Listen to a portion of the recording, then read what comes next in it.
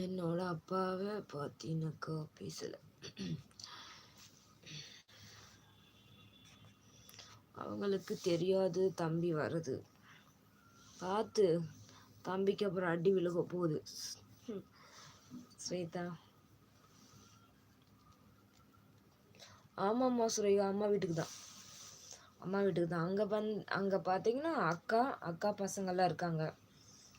அதனால அவங்களோட விளையாடுறதுன்னா ரொம்ப இஷ்டம்.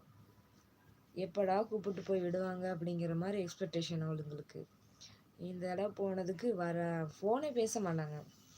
நானாக கூப்பிட்டு திட்டுனேன் சின்ன பொண்ணை. ஃபோன் பண்ணி அப்பாட்ட பேச மாட்டியா, என்னப்பா நல்லா இருக்கீங்களான்னு கேட்க மாட்டியான்னு கேட்டேன். அப்புறம் ஈவினிங் டைமில் எங்கள் அக்காவுக்கு ஃபோன் பண்ணியிருந்தாங்களா, அப்போது வாண்டடாக அவளே அப்பாட்ட கொடுங்கம்மா அப்படின்னு சொல்லிட்டு அவளே பேசினான் என் சின்ன பொண்ணு.